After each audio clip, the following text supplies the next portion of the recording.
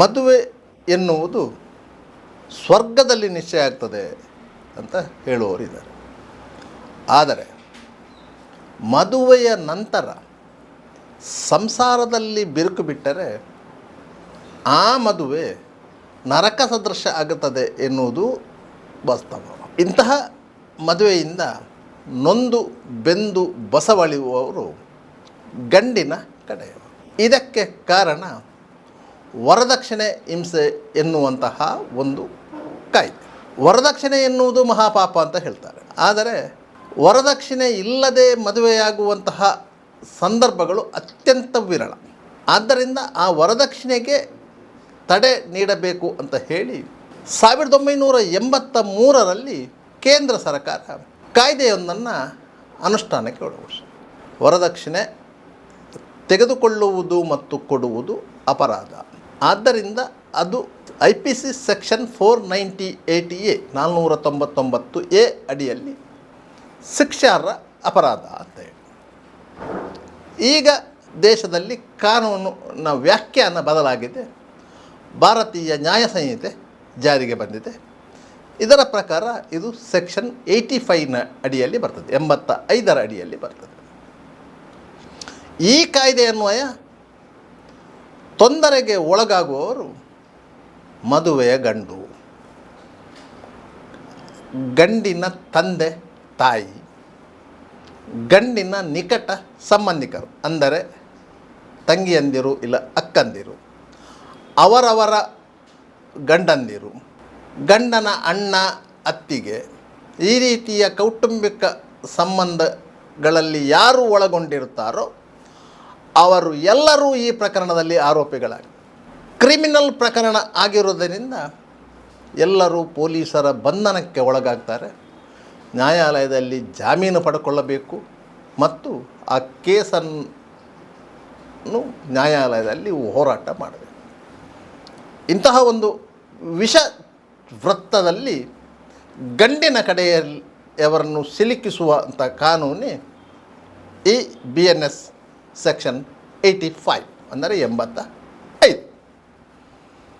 ಕೆಲವು ದಿನಗಳ ಹಿಂದೆ ಫೇಸ್ಬುಕ್ನಲ್ಲಿ ಒಬ್ಬ ನೊಂದ ವ್ಯಕ್ತಿಯೊಬ್ಬರು ಒಂದು ಸುದೀರ್ಘವಾದ ಒಂದು ಪತ್ರವೊಂದನ್ನು ಪೋಸ್ಟ್ ಮಾಡಿದ್ದರು.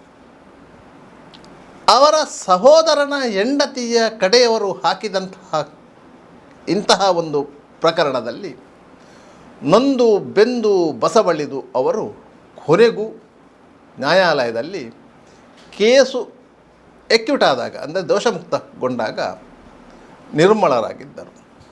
ಹಾಗೆ ಆ ಕೇಸನ್ನು ಗೆಲ್ಲಿಸಿಕೊಟ್ಟವರು ಬೆಂಗಳೂರಿನಲ್ಲಿ ಪ್ರಾಕ್ಟೀಸ್ ಮಾಡುತ್ತಿರುವಂತಹ ವಕೀಲ ಚಂದ್ರನಾಥ್ ಅರಿಗಾವರು. ಅವರು ಮೂಲತಃ ಪುತ್ತೂರಿನವರು.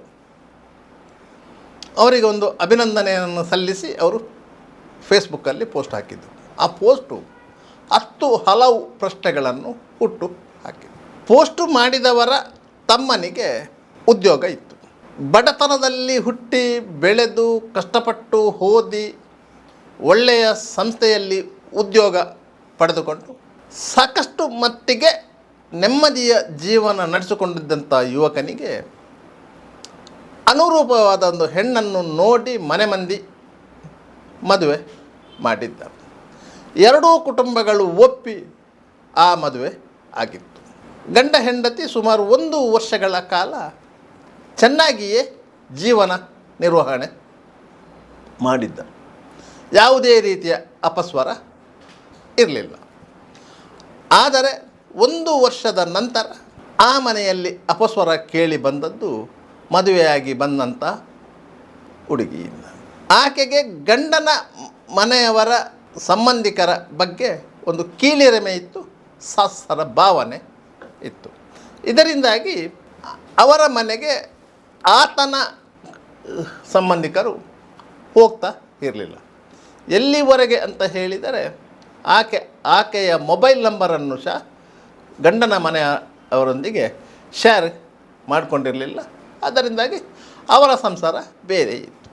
ಇದೇ ಸಂದರ್ಭದಲ್ಲಿ ಯುವಕನಿಗೆ ಉದ್ಯೋಗದಲ್ಲಿ ಬಡ್ತಿ ಸಿಕ್ಕಿ ದೂರದ ಗುಜರಾತಿನ ಅಹಮದಾಬಾದಿಗೆ ಟ್ರಾನ್ಸ್ಫರ್ ಆಯಿತು.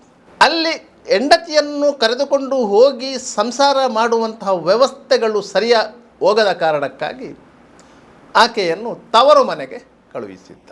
ತವರು ಮನೆ ಸೇರಿದಂತಹ ಹೆಂಡತಿ ಗಂಡನಿಂದ ವಿಚ್ಛೇದನ ಕೋರಿ ವಕೀಲರಲ್ಲಿಗೆ ಹೋಗಿ ಅರ್ಜಿ ಸಲ್ಲಿಸಿದ್ದರು. ನ್ಯಾಯಾಲಯ ನೋಟಿಸು ನೀಡಿದಾಗ ಗಂಡನಿಗೆ ಅಚ್ಚರಿ ಕಾದಿತ್ತು. ಯಾವ ಕಾರಣಕ್ಕಾಗಿ ವಿಚ್ಛೇದನ ಎನ್ನುವುದು ಆತನಿಗೂ ಅರ್ಥ ಆಗಲಿಲ್ಲ. ಆದರೂ ಆತ ತನ್ನ ವಕೀಲರನ್ನು ಸಂಪರ್ಕಿಸಿ ಅದಕ್ಕೆ ಆಕ್ಷೇಪಣೆಯನ್ನು ಸಲ್ಲಿಸಿದ. ಆ ಪ್ರಕರಣ ಕೌಟುಂಬಿಕ ನ್ಯಾಯಾಲಯದಲ್ಲಿ ವಿಚಾರಣಾ ಹಂತದಲ್ಲಿತ್ತು. ಇದೇ ಸಂದರ್ಭದಲ್ಲಿ ಗಂಡನ ಮನೆಯವರಿಗೆ ಮತ್ತೊಂದು ಶಾಕ್ ಕಾದಿತು. ಹುಡುಗಿ ಪೊಲೀಸರಿಗೆ ಒಂದು ದೂರು ನೀಡಿದ್ದಾಳೆ. ತಾನು ಗಂಡನ ಮನೆಯಲ್ಲಿ ಇದ್ದಂತಹ ಸಂದರ್ಭದಲ್ಲಿ ತನ್ನ ಗಂಡ, ಆತನ ಹೆತ್ತವರು, ಆತನ ಸಹೋದರರು ಸಹೋದರಿಯರು ನನಗೆ ವರದಕ್ಷಿಣೆಯಾಗಿ ದೈಹಿಕ ಹಿಂಸೆ ನೀಡಿದ್ದಾರೆ. ಇದರಿಂದಾಗಿ ನಾನು ನನ್ನ ಗಂಡನ ಮನೆಯಲ್ಲಿ ಬಾಳ್ವೆ ಮಾಡದಂತಹ ಪರಿಸ್ಥಿತಿ ನಿರ್ಮಾಣವಾಗಿತ್ತು. ಆದ್ದರಿಂದ ಅವರ ಮೇಲೆ ಸೂಕ್ತ ಕಾನೂನು ಕ್ರಮ ಕೈಗೊಳ್ಳಬೇಕು ಅಂತೇಳಿ ಈ ಬಗ್ಗೆ ಪೊಲೀಸರು ಅನಿವಾರ್ಯವಾಗಿ IPC ಸೆಕ್ಷನ್ 498A ಅಡಿಯಲ್ಲಿ ಕೇಸು ದಾಖಲಿಸಿಕೊಂಡರು. ಎಲ್ಲ ಆರೋಪಿಗಳಿಗೂ ಅವರು ಮಾಹಿತಿ ನೀಡಿದರು. ಆರೋಪಿಗಳು ನ್ಯಾಯಾಲಯಕ್ಕೆ ಹಾಜರಾಗಿ ಜಾಮೀನು ಪಡೆದುಕೊಂಡರು. ಸುಮಾರು 4-5 ವರ್ಷಗಳ ಕಾಲ ಆ ಕೇಸು ನ್ಯಾಯಾಲಯದಲ್ಲಿ ನಡೆಯಿತು. ಈ ಮಧ್ಯೆ ಕೌಟುಂಬಿಕ ನ್ಯಾಯಾಲಯದಲ್ಲಿ ದಾಖಲಾಗಿದ್ದಂತಹ ವಿಚ್ಛೇದನ ಪ್ರಕರಣ ರಾಜಿ ಸಂಧಾನದ ಮೂಲಕ ಇತ್ಯರ್ಥವಾಯಿತು. ಸುಮಾರು 16 ಲಕ್ಷ ರೂಗಳನ್ನು ಜೀವನಾಂಶವಾಗಿ ಕೊಡಲಿಕ್ಕೆ ಒಪ್ಪಿಕೊಂಡ ಮೇರೆಗೆ ಆ ಪ್ರಕರಣ ಇತ್ಯರ್ಥವಾಯಿತು. ತದನಂತರ ಈ ಕ್ರಿಮಿನಲ್ ಪ್ರಕರಣ ಸರಿಯಾದ ಸಾಕ್ಷ್ಯಾಧಾರಗಳಿಲ್ಲದೆ ಕೊನೆಗೊಂಡಿತು. ಇಂತಹ ಪ್ರಕರಣಗಳು ಸೃಷ್ಟಿಯಾಗುವುದು ಹೇಗೆ ಅಂತ ಹೇಳಿದರೆ ಅದು ವಕೀಲರ ಬುದ್ಧಿವಂತಿಕೆಯ ಲಕ್ಷಣ. ಕೌಟುಂಬಿಕ ನ್ಯಾಯಾಲಯದಲ್ಲಿ ದಾಖಲಾಗುವಂತಹ ವಿಚ್ಛೇದನ ಪ್ರಕರಣಗಳನ್ನು ನ್ಯಾಯಾಲಯ ನೇರವಾಗಿ ಇತ್ಯರ್ಥ ಮಾಡುವುದಿಲ್ಲ. ಯಾಕಂತ ಹೇಳಿದರೆ ಒಂದು ಆದೇಶ ಕೊಟ್ಟರೆ, ಒಂದು ತೀರ್ಪು ಕೊಟ್ಟರೆ ಗಂಡ ಹೆಂಡತಿ ಬೇರೆ ಬೇರೆ ಆಗುವುದು ಸ್ವತಃಸಿದ್ಧ. ಆದರೆ ಕೌಟುಂಬಿಕ ವ್ಯವಸ್ಥೆಯಲ್ಲಿ ಅದು ಅತ್ಯಂತ ಮಾರಕ. ಇದನ್ನು ಗಮನದಲ್ಲಿಟ್ಟುಕೊಂಡೇ ನ್ಯಾಯಾಲಯ ವಿಚ್ಛೇದನ ಅರ್ಜಿಗಳನ್ನು ತತ್ಕ್ಷಣಕ್ಕೆ ವಿಲೇವಾರಿ ಮಾಡುವುದಿಲ್ಲ. ಸುಮಾರು 6 ತಿಂಗಳ ಕಾಲ ಅವರಿಬ್ಬರ ಮಧ್ಯೆ ಹೊಂದಾಣಿಕೆಗೆ ಪ್ರಯತ್ನ ಪಡ್ತದೆ. ತದನಂತರ ಕೌನ್ಸಿಲಿಂಗ್ ಮಾಡಿಸ್ತದೆ. ಅವರಿಬ್ಬರ ಮಧ್ಯೆ ಇರುವಂತಹ ತೊಂದರೆಗಳೇನು ಎನ್ನುವುದನ್ನು ಅರಿತುಕೊಳ್ಳಲು ಪ್ರಯತ್ನ ಪಡ್ತದೆ. ಕೊನೆಗೂ ಅವರಿಬ್ಬರ ಮಧ್ಯೆ ಹೊಂದಾಣಿಕೆ ಸಾಧ್ಯವಾಗದೇ ಹೋದಲ್ಲಿ ಮಾತ್ರ ವಿಚ್ಛೇದನ ಕೊಡ್ತದೆ. ಯಾಕಂದರೆ ಭಾರತೀಯ ಕುಟುಂಬ ಪದ್ಧತಿಯಲ್ಲಿ ಗಂಡ ಹೆಂಡತಿಯರ ಸಂಬಂಧ ಅನ್ನೋದು ಪವಿತ್ರವಾದದ್ದು. ಅದು ಕೇವಲ ಕ್ಷುಲ್ಲಕ ಕಾರಣಗಳಿಗಾಗಿ ಮುರಿದು ಹೋಗಬಾರದು ಎನ್ನುವುದು ನ್ಯಾಯಾಲಯಗಳ ಇಚ್ಛೆ ಮತ್ತು ಕಾನೂನಿನ ಇಚ್ಛೆಯೂ ಹೌದು. ಆದರೆ ಹೆಣ್ಣಿನ ಕಡೆಯವರಿಗೆ ವಿಚ್ಛೇದನ ಪ್ರಕರಣಗಳು ಅತ್ಯಂತ ಶೀಘ್ರವಾಗಿ ಇತ್ಯರ್ಥ ಆಗಬೇಕು ಎನ್ನುವಂತಹ ಇಚ್ಛೆ ಇರ್ತದೆ. ಅದೇ ರೀತಿ ಗಂಡಿಗೂ ಒಮ್ಮೆ ಈ ಜಂಜಾಟದಿಂದ ಮುಕ್ತಿ ಸಿಕ್ಕಿದರೆ ಸಾಕು ಎನ್ನುವಂಥ ಆಸೆ ಇರ್ತದೆ.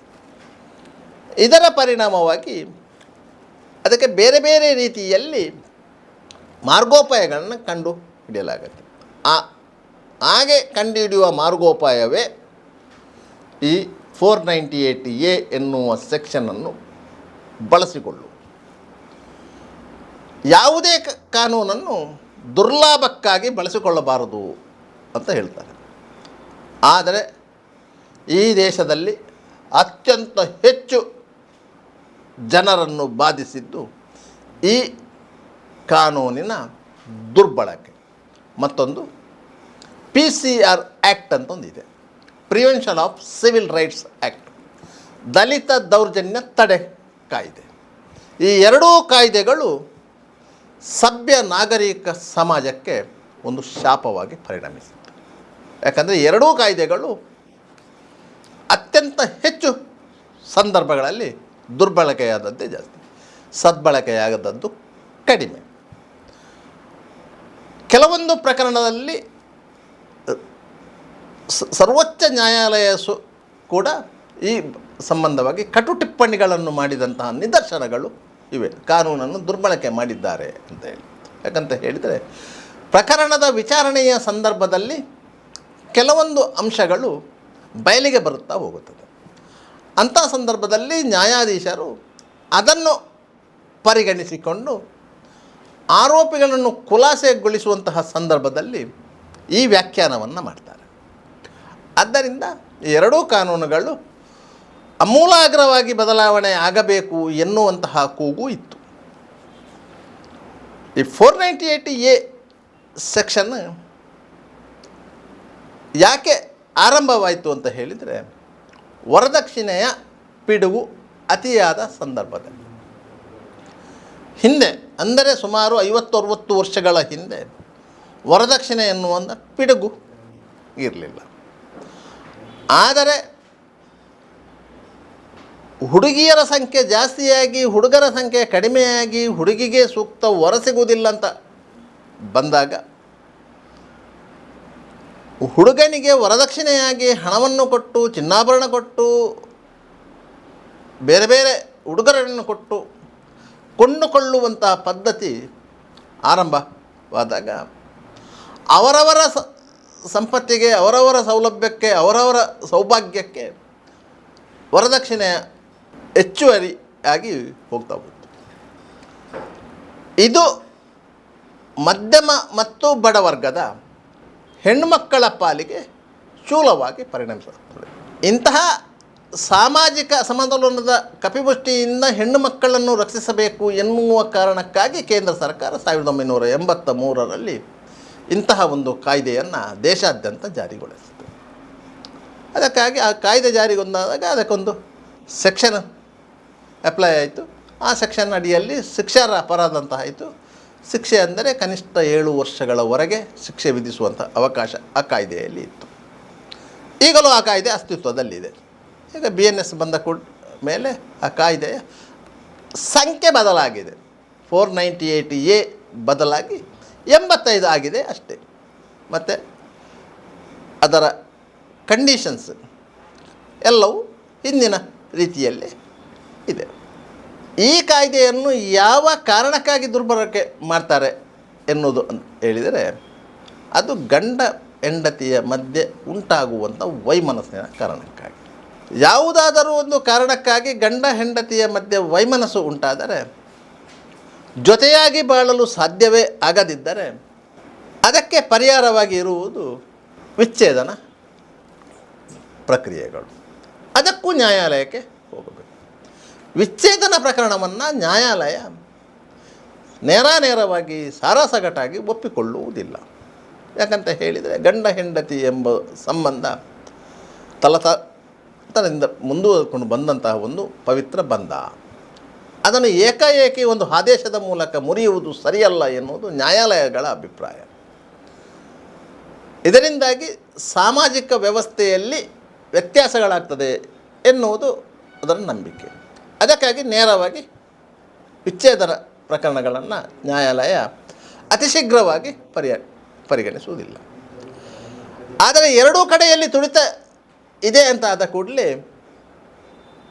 ಅವರವರ ಪರವಾಗಿ ನ್ಯಾಯಾಲಯದಲ್ಲಿ ವಾದಿಸುವಂತಹ ನ್ಯಾಯವಾದಿಗಳು ತಮ್ಮದೇ ದೃಷ್ಟಿಕೋನದಲ್ಲಿ ಕೆಲವೊಂದು ಪರಿಹಾರವನ್ನು ಗಂಡಿಗೆ ತನ್ನ ಪತ್ನಿಯಿಂದ ವಿಚ್ಛೇದನದ ಅಗತ್ಯ ಇದ್ದರೆ ಆಕೆಯ ಶೀಲದ ಬಗ್ಗೆ ಶಂಕೆ ವ್ಯಕ್ತಪಡಿಸಿ ಅದಕ್ಕೆ ಒಂದು ಸಂಬಂಧಪಟ್ಟ ಪುರಾವೆಗಳನ್ನು ಒದಗಿಸಿದರೆ ಗಂಡಿಗೆ ವಿಚ್ಛೇದನ ಸಿಗುತ್ತೆ. ಅದೇ ರೀತಿ ಹೆಣ್ಣಿಗೆ ವಿಚ್ಛೇದನ ಅಗತ್ಯ ಇದೆ ಅಂತ ಆದರೆ ಗಂಡನ ಕ್ರೂರತನವನ್ನು, ಅಂದರೆ ಕ್ರುಯಾಲಿಟಿಯನ್ನು ದಾಖಲೆ ಸಮೇತ ಸಾಬೀತುಪಡಿಸಬೇಕು. ಅದಕ್ಕೆ ಬೇಕಾಗಿ ಹೆಣ್ಣಿನ ಕಡೆಯವರು ಗಂಡಿನ ಕಡೆಯವರ ಮೇಲೆ ಈ ಕಾಯ್ದೆಯ ಅಡಿಯಲ್ಲಿ ದೂರು ದಾಖಲಿಸುವಂತಹ ಕೆಲಸವನ್ನು ಮಾಡ್ತಾರೆ. ಈ ಕೆಲಸ ಮಾಡುವುದು ವಕೀಲರ ಸೂಚನೆಯಂತೆ. ಆ ರೀತಿ ಒಂದು ಹೆಣ್ಣುಮಗಳು ಬಂದು ಪೊಲೀಸ್ ಠಾಣೆಗೆ ದೂರು ಕೊಟ್ಟರೆ ಪೊಲೀಸರು ಪ್ರಾಥಮಿಕ ವಿಚಾರಣೆಯನ್ನೂ ನಡೆಸದೆ ಕೇಸು ದಾಖಲಿಸಿಕೊಳ್ತಾರೆ. FIR ಆದ ನಂತರ ಅದರ ನಂತರದ ಪ್ರಕ್ರಿಯೆಗಳನ್ನು ಪೊಲೀಸರು ಮಾಡಲೇಬೇಕು. ಅಂದರೆ ಆರೋಪಿಗಳನ್ನು ಬಂಧಿಸಬೇಕು, ನ್ಯಾಯಾಲಯಕ್ಕೆ ಹಾಜರುಪಡಿಸಬೇಕು, ತದನಂತರ ಅದಕ್ಕೆ ಸಾಕ್ಷ್ಯಗಳನ್ನು ಕಲೆ ಹಾಕಬೇಕು, ತದನಂತರ ಆರೋಪ ಪಟ್ಟಿ ಸಲ್ಲಿಸಬೇಕು. ಒಂದು ವೇಳೆ ಗಂಡನ ಮನೆಯಲ್ಲಿ ಆಕೆಗೆ ಯಾವುದೇ ರೀತಿಯ ಹಿಂಸೆ ಆಗಿಲ್ಲ ಅಂತ ಹೇಳಿ ಸಾಕ್ಷ್ಯಾಧಾರಗಳಿಂದ ಸಾಬೀತಾದರೆ ಪೊಲೀಸರು ಬಿ ರಿಪೋರ್ಟನ್ನು ಸಲ್ಲಿಸಬಹುದು. ಆದರೆ ಆ ಸಂದರ್ಭದಲ್ಲಿ ಪೊಲೀಸರ ಮೇಲೆಯೇ ಆರೋಪಗಳು ಬರುವ ಸಾಧ್ಯತೆಗಳಿರುವುದರಿಂದ ಅಂತಹ ರಿಸ್ಕ್ಗಳನ್ನು ಪೊಲೀಸರು ತೆಗೆದುಕೊಳ್ಳುವುದಿಲ್ಲ. ಯಾಕಂತ ಹೇಳಿದರೆ ಅವರು ಆರೋಪ ಪಟ್ಟಿಯನ್ನು ಸಲ್ಲಿಸಿ ಕೈ ತೊಳೆದುಕೊಳ್ತಾರೆ. ಗಂಡು ಮತ್ತು ಗಂಡಿನ ಮನೆಯವರು ಎಲ್ಲರೂ ಅದರಲ್ಲಿ ಆರೋಪಿಗಳ ಇರುವುದರಿಂದ ಅವರೆಲ್ಲರೂ ನ್ಯಾಯಾಲಯದಲ್ಲಿ ಬಡಿದಾಡಲೇಬೇಕಾಗ್ತದೆ. ಇದು ಒಂದು ಮಾನಸಿಕ ಹಿಂಸೆ. ನ್ಯಾಯಾಲಯ ತನ್ನ ಎದುರು ಇರುವಂತಹ ದಾಖಲೆಗಳನ್ನು ಮಾತ್ರ ನೋಡ್ತದೆ ಹೊರತು ಅದರ ವಾಸ್ತವಿಕತೆಯನ್ನು ಪರಿಶೀಲನೆಗೆ ಮುಂದಾಗುವುದಿಲ್ಲ. ತನ್ನ ಎದುರು ಏನೆಲ್ಲ ದಾಖಲೆಗಳಿವೆ, ಅದಕ್ಕೆ ಸಂಬಂಧಪಟ್ಟ ಏನೆಲ್ಲ ಸಾಕ್ಷ್ಯಗಳಿವೆ ಇದನ್ನೆಲ್ಲ ಪರಾಮರಿಸಿ ಮತ್ತೆ ನ್ಯಾಯಾಲಯ ಅದರ ಬಗ್ಗೆ ತೀರ್ಮಾನವನ್ನು ಕೊಡ್ತದೆ. ಒಂದು ಶಿಕ್ಷೆ ಕೊಡ್ಬೋದು, ಇಲ್ಲದಿದ್ದರೆ ಖುಲಾಸೆಗೊಳಿಸ್ಬೋದು. ಈ ಹಂತದಲ್ಲಿ ಸುಮಾರು 7-8 ವರ್ಷಗಳು ಕಳೆದು ಹೋಗಿರ್ತವೆ. ಆಗ ಎರಡೂ ಕುಟುಂಬಗಳು ಪರಿತಪಿಸಬೇಕಾಗುತ್ತೆ. ಇಂಥದ್ದು ಲಕ್ಷಾಂತರ ಪ್ರಕರಣಗಳು ದೇಶದ ವಿವಿಧ ನ್ಯಾಯಾಲಯಗಳಲ್ಲಿ ವಿಚಾರಣೆಯ ಹಂತದಲ್ಲಿದೆ. ಅಷ್ಟೇ ಕುಟುಂಬಗಳು ಈ ಕಾನೂನಿನ ಅಡಿಯಲ್ಲಿ ಸಿಲುಕಿ ನಲುಗಿ ಹೋದಂಥ ನಿದರ್ಶನಗಳು ಇವೆ. ಆದ್ದರಿಂದ ಇಂತಹ ಪ್ರಕರಣಗಳನ್ನು ಆದಷ್ಟು ರೀತಿಯಲ್ಲಿ ಸುಲಭ ರೀತಿಯಲ್ಲಿ ಪರಿಹರಿಸಲು ಕೌನ್ಸಿಲಿಂಗ್ ವ್ಯವಸ್ಥೆಯನ್ನು ಮಾಡಲಾಯಿತು. ಆದರೆ ಆ ಕೌನ್ಸಿಲಿಂಗ್ ವ್ಯವಸ್ಥೆಯಲ್ಲಿ ಕೆಲವೊಂದು ಲೋಪದೋಷಗಳು ಕಂಡುಬಂದವು. ನಿರಂತರ ಸುದ್ದಿ